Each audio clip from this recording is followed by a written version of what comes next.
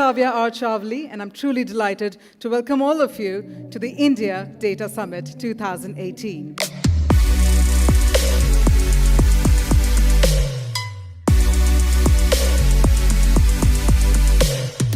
Well, good morning, everyone, and a big welcome to the India Data Summit.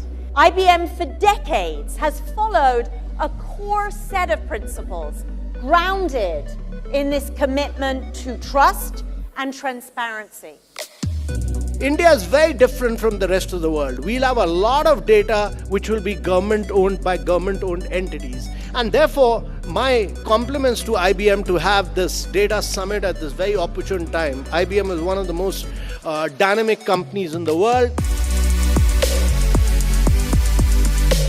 First, I think based on what, and I'll just reflect, when we talk about the infrastructure that goes behind, whether it's Aadhaar, whether it's NPI, whether it's all the data that the banks collect, not just there, which is in telco, in addition to government, I think we'll accept that data is transforming across all industries and society.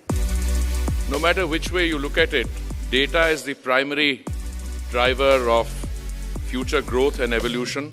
The government of Prime Minister Modi, post-May 2014, has in particular stepped on and accelerated the use of technology.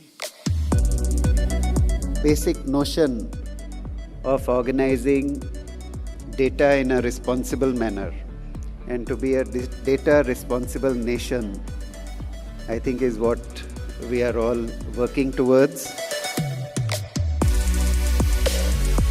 The ownership of data and then the liability on various parts of the chain.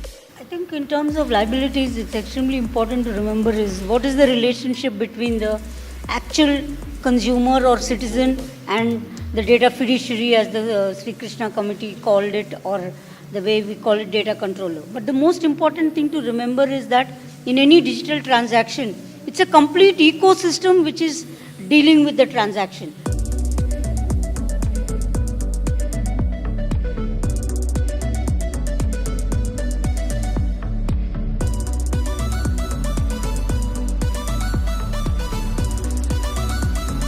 The issues of using data and AI to transform our services and reshaping governance. Is there an India vision for the adoption of emerging technologies?